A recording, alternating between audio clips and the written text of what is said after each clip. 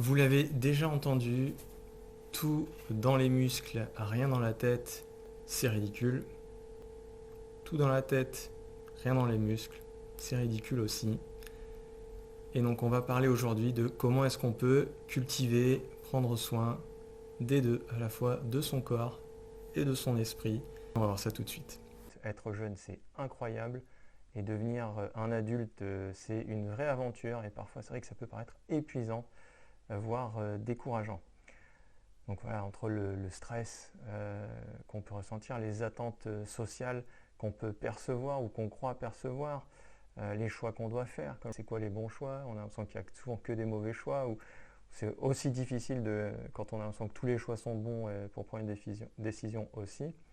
Et puis voilà, d'apprendre à avoir des responsabilités, c'est relativement nouveau et ça devient de plus en plus important à fur et à mesure qu'on grandit et qu'on devient un adulte.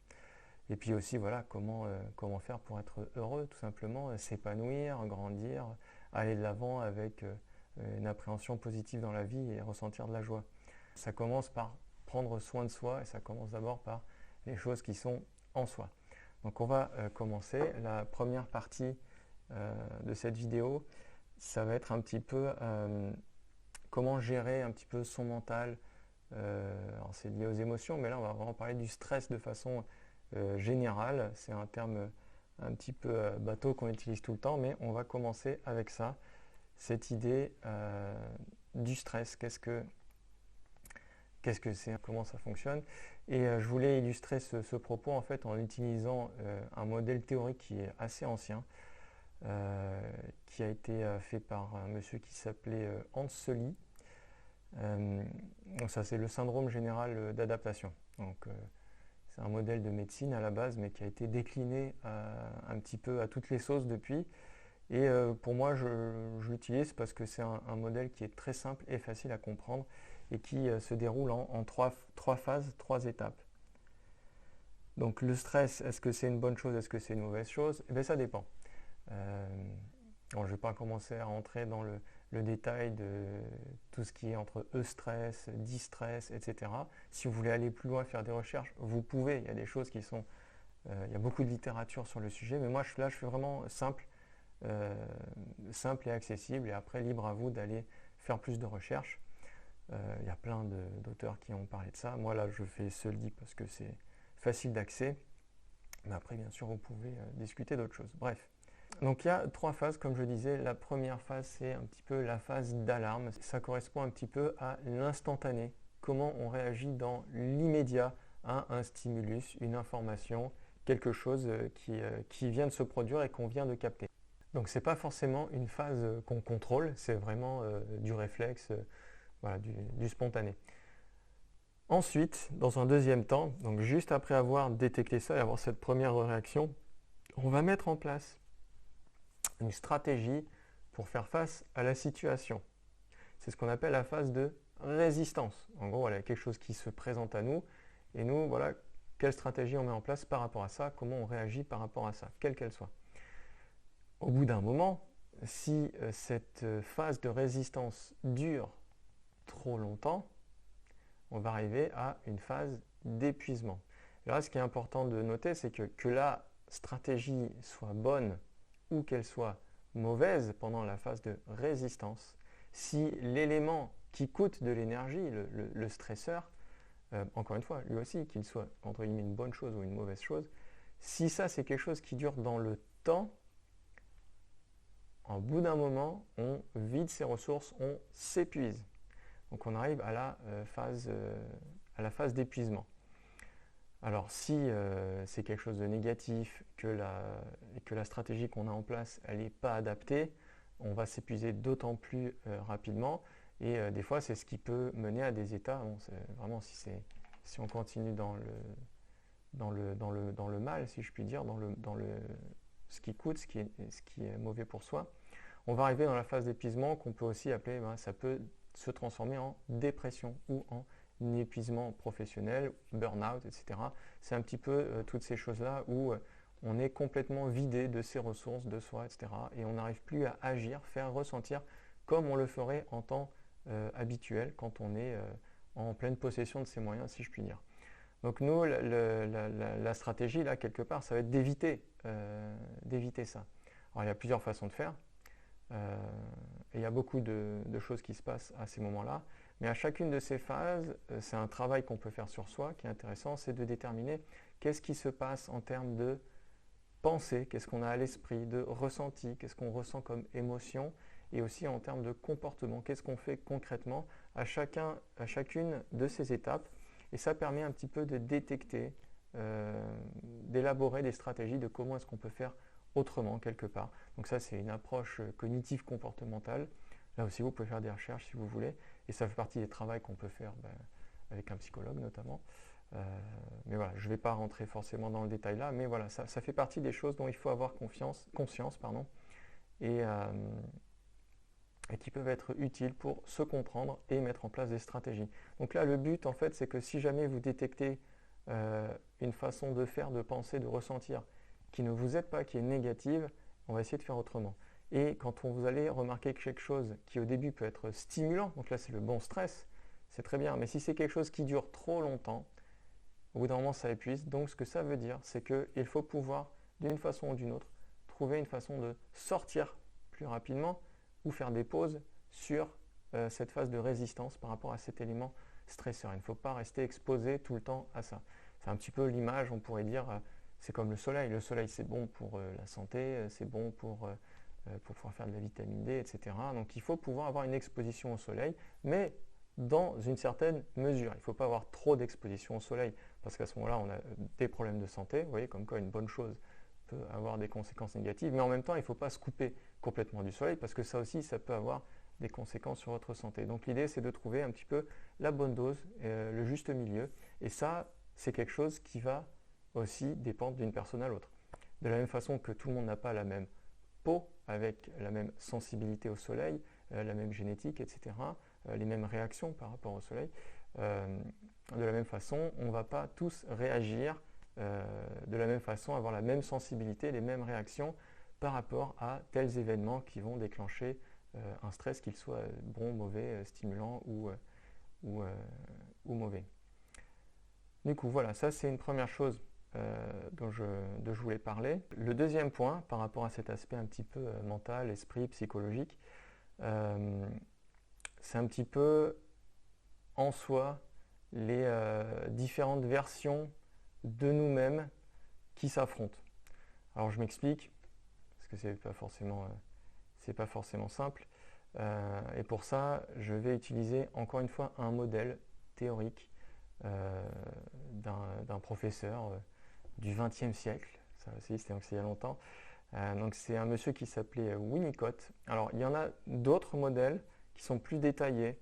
Il y a d'autres chercheurs, d'autres professeurs qui ont expliqué d'autres modèles plus élaborés. Ou en tout cas, là, pour moi, c'était le plus simple et le plus facile à comprendre pour pouvoir arriver à ce principe des différentes versions de soi-même qui peuvent cohabiter en soi, qui luttent l'une contre l'autre. Donc c'est la théorie du vrai self et du faux self, donc de Winnicott. N'hésitez pas à faire des recherches pour vous-même, pour avoir plus d'informations, plus de détails là-dessus si ça vous intéresse, ou à d'autres auteurs qui ont parlé un petit peu de ce concept-là. Donc le principe ici, c'est que le vrai self, c'est un petit peu spontanément, de façon innée, l'essence, vraiment ce qui est en vous de façon brute, les envies, la façon de faire, les affinités, toutes ces choses-là un petit peu qui sont en vous, pas qui vous préexistent parce qu'elles arrivent avec vous, mais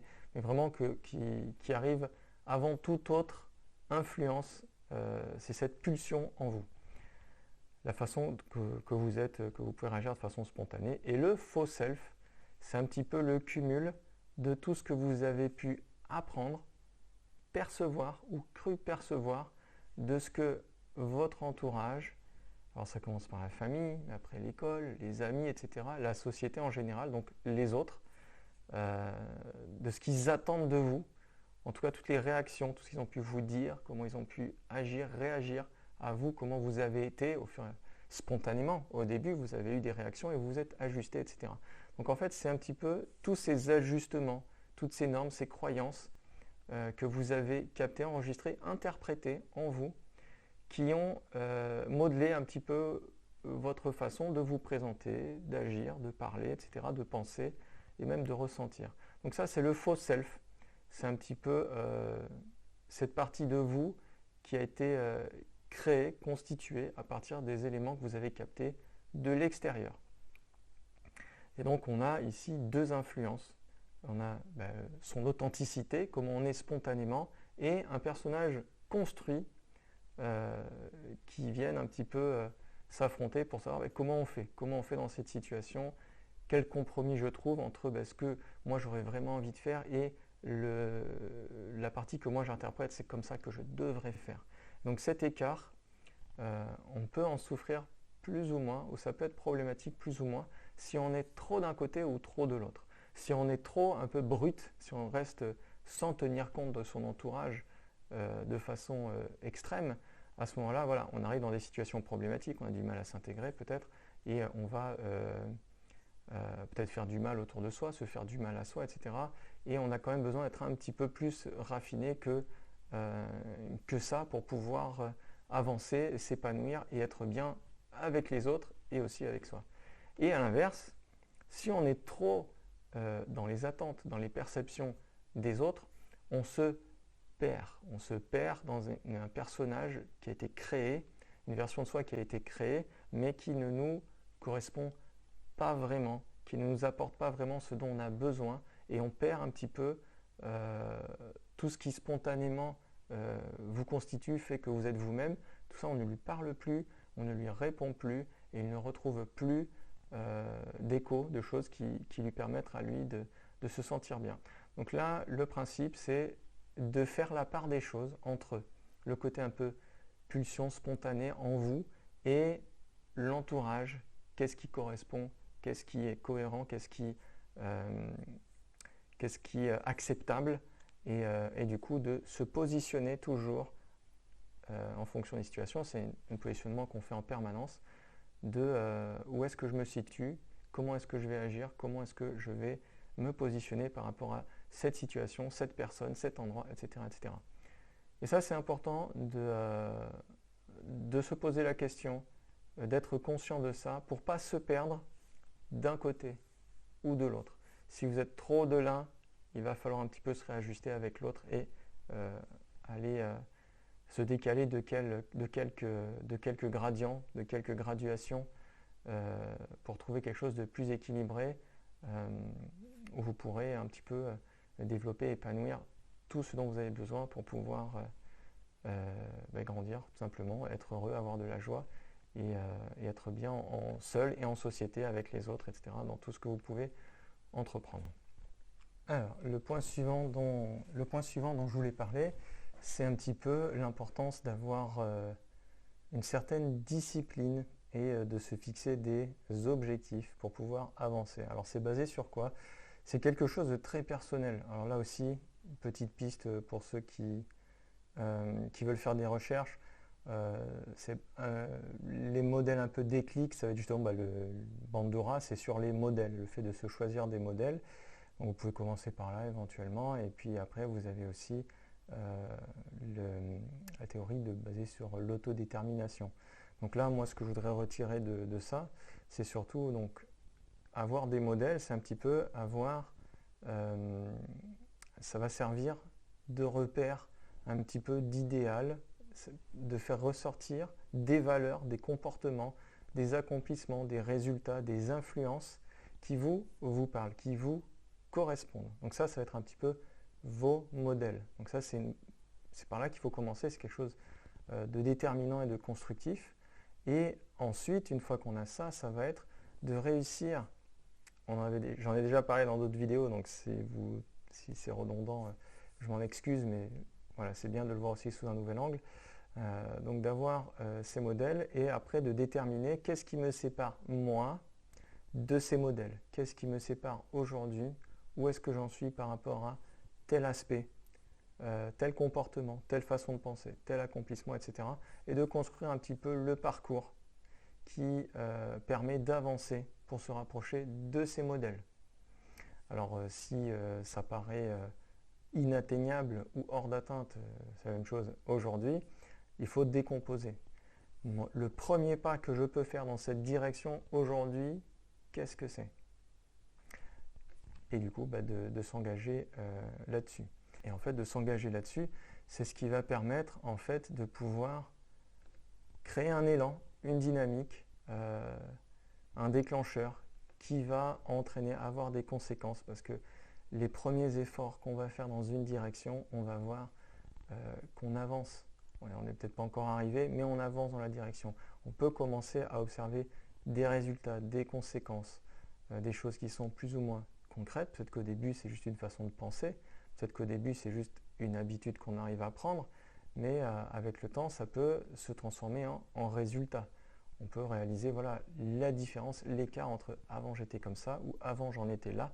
Aujourd'hui, j'en suis là. Je ne suis pas encore exactement où je veux, mais je réalise que j'ai avancé dans cette direction. Et ça, c'est le plus important et c'est ce qui va permettre de gagner en estime de soi, en estime de soi et en confiance en soi. Donc c'est à la fois d'avoir des modèles, déterminer ses valeurs et se créer des objectifs qui vont être en accord avec ces valeurs, ces modèles qu'on a définis pour soi. Et c'est comme ça qu'on va avancer, qu'on va prendre soin de soi et un petit peu de son évolution, de son progrès, de son parcours dans le temps. Alors bien sûr, ça peut changer, ça peut évoluer et ça peut se raffiner, ça peut se compléter. Et des fois, des expériences de vie, la maturité, des personnes que vous pouvez rencontrer qui vont vous influencer, dans le bon sens, j'espère, ça va mettre un petit peu à jour ces choses-là et vous allez réaliser, en fait, voilà, peut-être que je vais aller plus loin, peut-être que là, je m'égarais peut-être sur ce point-là. Donc ça, c'est pas un problème. Vous pouvez vous réajuster au fur et à mesure, mais le plus important, c'est d'avoir des repères, un parcours, des objectifs qui sont les vôtres, qui vous correspondent. Alors, le point suivant, qui va venir un petit peu lier tout ça, c'est prendre soin aussi de son corps pour pouvoir prendre soin de son esprit. Les deux sont liés. Vous connaissez très certainement cette citation, c'est en latin à la base, du corps sain dans un esprit sain. Pour la petite anecdote, c'est de là que vient le nom de la marque ASICS, c'est Animo Sano in corpus sano. Je ne suis pas très fort en latin, mais en gros c'est ça, un esprit sain dans un corps sain. Et c'est basé là-dessus.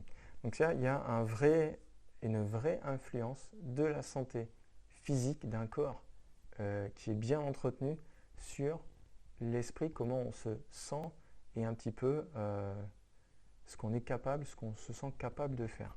Ça peut créer vraiment un élan.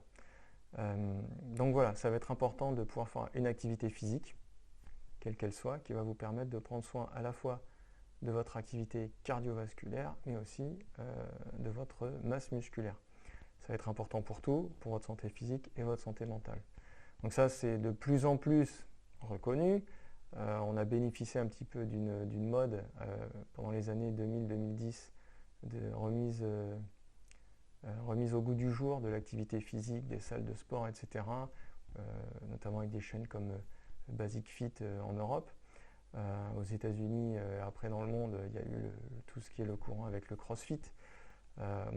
Toutes ces choses-là, c'est pas nouveau, mais en fait, ça a été remis à la mode, au goût du jour. Et donc, c'est bien de pouvoir bénéficier de ça, mais encore une fois, il faut se l'approprier comme il faut.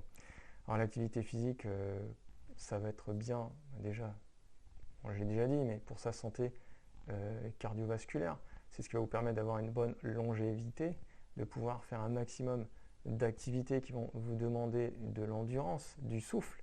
Sur le long terme, vous investissez dès votre jeunesse, en tout cas le plus tôt possible dans la vie, sur des capacités, des compétences que vous pourrez conserver le plus longtemps. Le but, c'est de rester jeune le plus longtemps. On peut très vite se sentir vieux dans un corps, même à 25 ans, même des fois à 20 ans, si on ne l'entretient pas. Et à l'inverse, on peut se sentir encore jeune dans son corps, bien après, on peut entretenir, conserver toutes ces choses-là. Aussi, donc, la masse musculaire, faire une activité qui va vous permettre de construire vos muscles. Il ne s'agit pas de devenir forcément énorme, de pouvoir prendre une masse musculaire de bodybuilder, hein. C'est pas forcément l'objectif et c'est pas ce que j'essaye de dire ici, mais de travailler sa masse musculaire. Ça va permettre, simplement d'être capable de faire des choses, d'être capable dans la vie quotidienne, de porter, de pousser, de soulever, de tirer des objets, des choses, de rendre service autour de vous ou pour vous-même.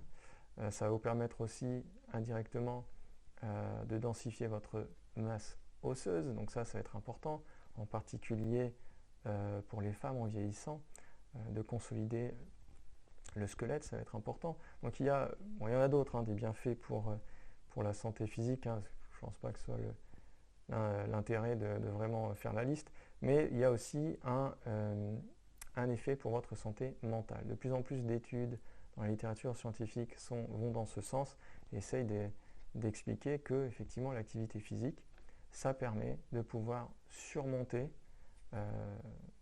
des épisodes de vie négatifs comme par exemple la dépression, aussi bien que n'importe quelle autre psychothérapie. Donc commencez par là, même si vous n'êtes pas déprimé, d'avoir cette activité physique, ça servira un petit peu d'échappement, ça permettra un petit peu d'évacuer des tensions, que ce soit physiques ou émotionnelles, que vous pouvez vivre. Et quelque chose simple que de la marche, faire de la marche, ça permet aussi de pouvoir voir du paysage, défiler, faire fonctionner son corps, faire circuler le sang, faire circuler vos pensées, et ça permet d'avancer. Donc voilà, je vous invite vraiment à trouver une activité physique que vous allez être capable de réaliser. Et quand je dis capable de réaliser, ce n'est pas forcément physiquement, parce que forcément, il ne faut pas attendre d'être un athlète de haut niveau pour faire du sport, c'est l'inverse. C'est l'exercice qui va vous permettre de devenir plus athlétique. Mais ce que je veux dire, c'est de trouver quelque chose qui va correspondre à vos goûts, à votre emploi du temps, à ce que vous êtes disposé à faire, de vos disponibilités, etc. Donc commencer par de la marche, ce n'est pas une mauvaise chose, et petit à petit éventuellement d'incorporer des exercices, même si c'est des étirements, un petit peu d'exercice de résistance, etc. Et petit à petit vous allez y prendre goût. Le but c'est pas forcément de faire quelque chose de violent, mais de démarrer et petit à petit avancer, comme pour le reste. Si l'objectif paraît trop éloigné, il faut décomposer avec aujourd'hui, qu'est-ce que je suis capable de faire, le premier pas dans cette direction-là. Donc ça va créer un élan, une dynamique, l'activité physique, de prendre soin de son corps, aussi parce que ça va permettre à votre corps de sécréter des hormones qui vont vous permettre de vous sentir plus heureux, plus bien dans votre corps, hein, et aussi les hormones qui vont permettre au stress de réduire. D'accord ? Donc c'est à la fois les endorphines pour le bien-être et de réduire un petit peu le cortisol, donc ça c'est plutôt pour le mal-être au niveau du stress, des hormones négatives. Donc ça va fonctionner sur les deux tableaux et c'est une bonne chose. L'activité physique, en plus de permettre à son corps d'être plus fort et de durer plus longtemps dans le temps, ça va aussi permettre de réguler l'humeur, la façon dont on est en général. En gros, ça va permettre de désamorcer des sautes d'humeur, par exemple. Ça peut permettre aussi, ça va améliorer le sommeil, la qualité du sommeil, indirectement.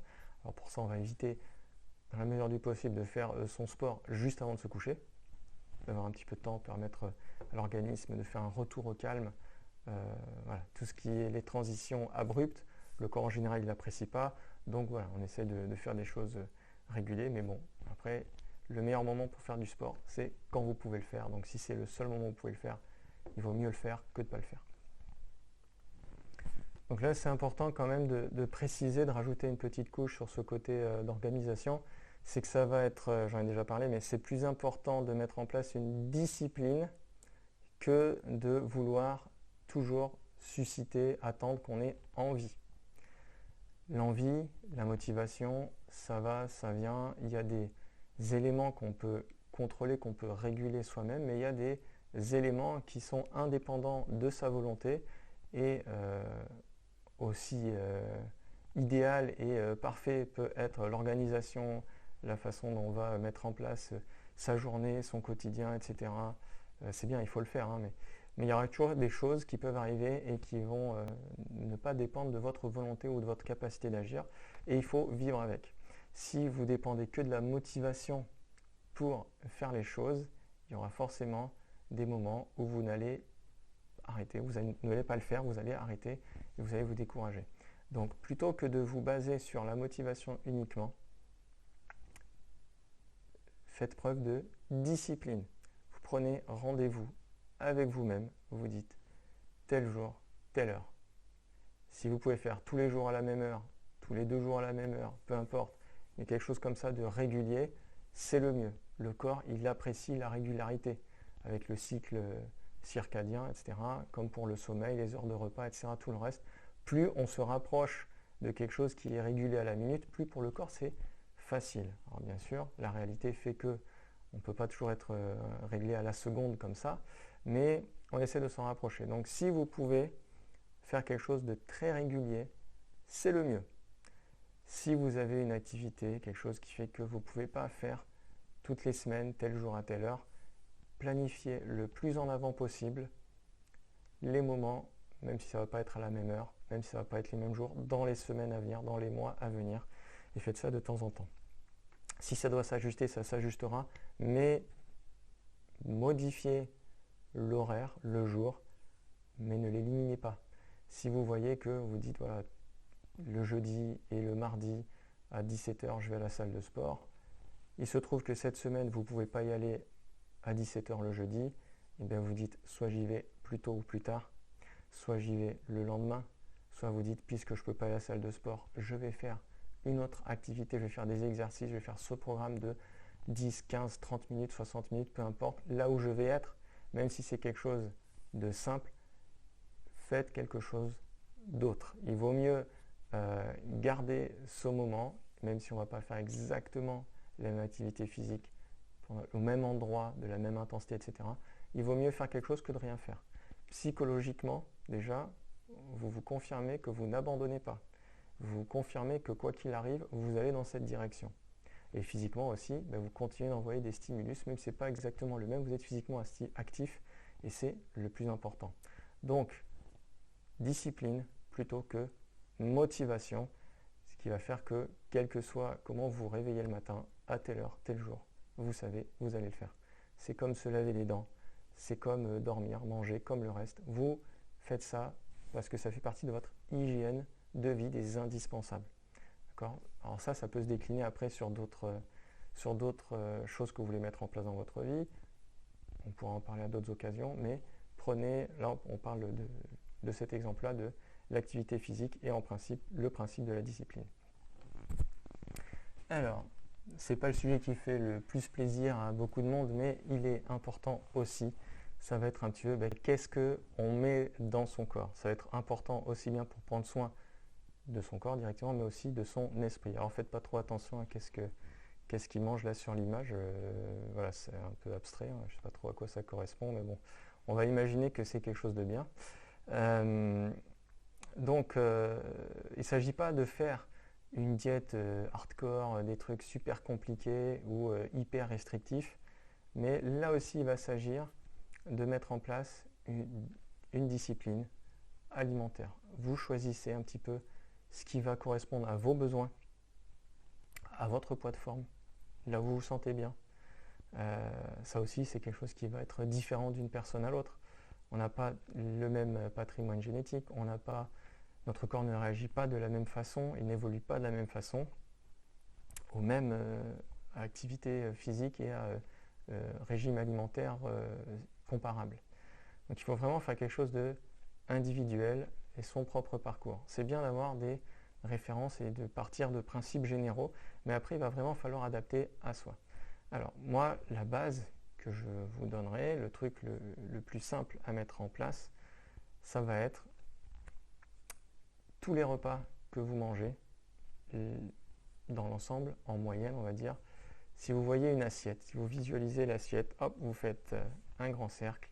La moitié de l'assiette, ça va être des légumes. Ça va être important pour que votre corps fonctionne bien. Il a besoin de vitamines, de minéraux, de plein de petits éléments comme ça qui vont lui permettre de pouvoir fonctionner, de pouvoir être efficace et de pouvoir faire un maximum de tâches. Ensuite, vous allez avoir un quart, ça va être un quart de l'assiette, on est toujours dans le cercle, un quart, ça va être des glucides, une source de glucides. Donc là, c'est pour avoir l'énergie, pour pouvoir faire fonctionner tout ça. On va choisir, si possible, pas trop rentrer dans le détail, mais voilà, des sources de glucides avec un indice glycémique plus bas, moyen à bas, de façon à pouvoir avoir de l'énergie, un niveau de sucre dans le sang, pendant plus longtemps possible, pour éviter les pics et les crashs.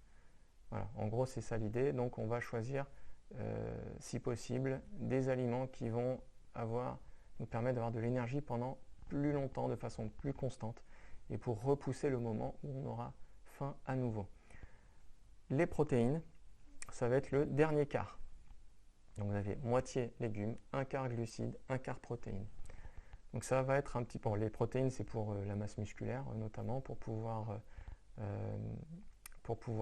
bâtir vos muscles, en particulier si vous avez une activité physique, pour pouvoir entretenir et réparer les tissus musculaires, ça va être indispensable. Donc ça sert de base. Après, à partir de là, vous pouvez éventuellement modifier en fonction de qu'est-ce que c'est vos besoins, où est-ce que vous en êtes, comment votre corps évolue en fonction de vos objectifs. Vous pouvez plus ou moins modifier les proportions et puis aussi surtout la taille de l'assiette. Voilà. Si vous voyez que vous ne mangez pas assez, prenez une assiette plus grande. Et à l'inverse, si vous voyez que vous mangez de trop, vous pouvez réduire éventuellement la taille de l'assiette. Mais c'est important de garder un petit peu ces proportions-là. Alors ça, c'est un petit peu des indicateurs simples. C'est simple de se rappeler et c'est basique. D'accord ? À vous après d'évoluer à partir de là. Donc ça va être important de bien manger comme ça, pour pouvoir permettre à votre corps d'être en bonne santé, de pouvoir lutter contre les maladies, les infections, etc. Ça va être aussi important qu'un sommeil de qualité. Donc ça va être la deuxième chose sur laquelle il faut travailler.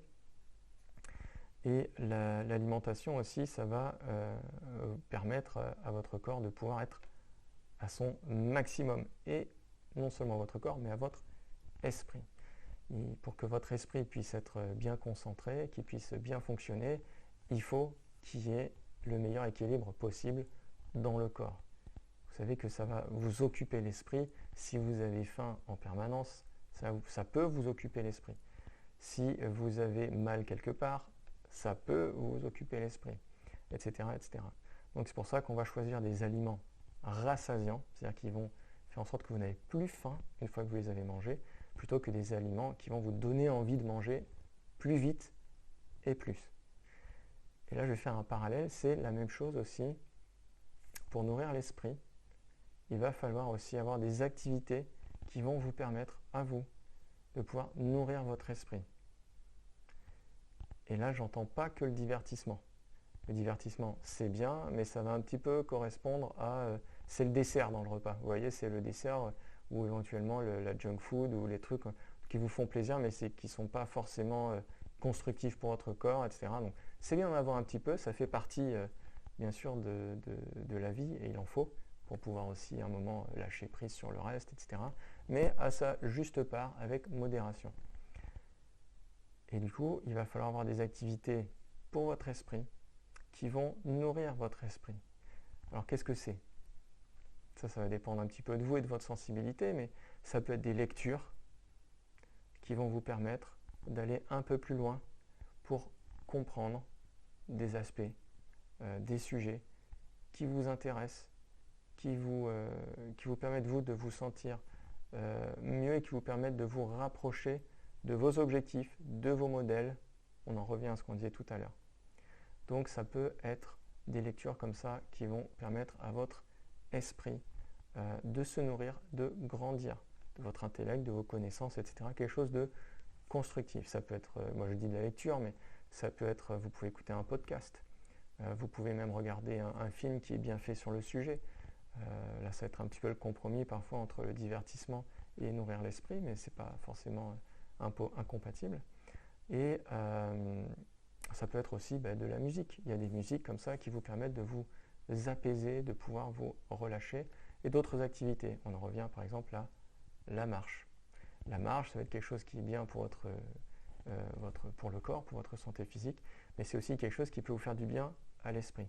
Avoir des conversations simples, sincères, parler de ce qu'on ressent, donner du temps d'écoute à des personnes qui sont proches de vous, ça en fait, ça va vous permettre de développer une sensibilité, des qualités qui vont vous permettre aussi de nourrir quelque chose en vous, dans votre esprit. Et ça va être important de le faire. Prenez du temps de parler avec, si vous en avez la possibilité, avec vos parents, frères, sœurs, amis proches, des personnes comme ça que vous identifiez. Passez du temps, ce qu'on appelle du temps de qualité avec cette personne. Vous n'êtes pas obligé de prendre un rendez-vous, une conférence de 2 heures, mais voilà, d'accorder un petit peu de temps à l'écoute, au partage, à l'échange de ces personnes. Et vous verrez que peut-être vous pouvez leur rendre service. Et c'est aussi une façon de nourrir son esprit, de se sentir utile, de pouvoir témoigner de l'amour et gagner de l'estime de soi.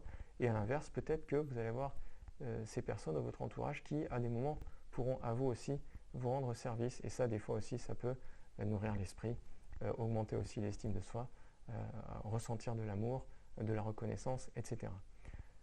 Voilà, donc ça va être un petit peu c'est un petit parallèle que je voulais faire entre nourrir le corps et l'esprit. Donc voilà un petit peu ce dont je voulais parler aujourd'hui dans cette vidéo. Donc l'idée là, c'est de petit à petit faire des choix, prendre des décisions, s'engager dans un parcours qui est le vôtre, qui vous ressemble, avec vos paramètres, vos valeurs, vos objectifs, vos croyances, tout ce qui est important pour vous, tout ce qui a de la valeur, et de petit à petit construire un parcours, une vie, un quotidien, prendre des habitudes qui vont vous permettre d'aller dans cette direction et de petit à petit grandir, vous améliorer, progresser, vous renforcer pour vous rapprocher le plus possible de vos objectifs, parfois les atteindre et se fixer des nouveaux objectifs derrière.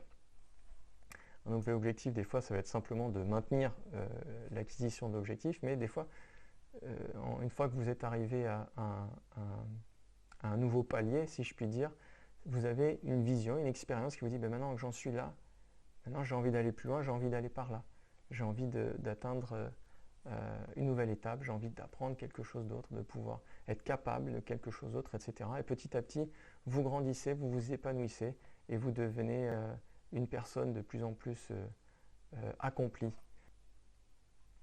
Donc je vous inviterai vraiment dans cette vidéo, commencer à choisir 1, 2, 3 éléments qui vous parlent et essayer de les mettre en place pour vous, un pas à la fois, une chose à la fois.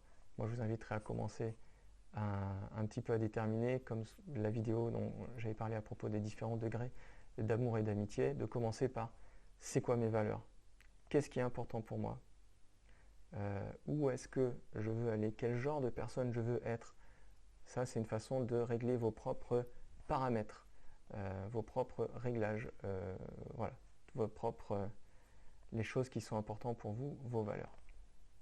Je vous invite à liker cette vidéo, à mettre un commentaire sur un point, un sujet éventuellement qui vous intéresse, une remarque, un retour pour compléter, pourquoi pas, et à vous abonner à la chaîne de façon à ce que j'ai plus d'abonnés, parce que je démarre cette chaîne très modestement. Et voilà, n'hésitez pas à me faire des retours pour que je puisse vous faire partager des choses qui vous intéressent et qui vous aideront à avancer dans votre vie. Du coup, je vous souhaite une bonne semaine et à bientôt.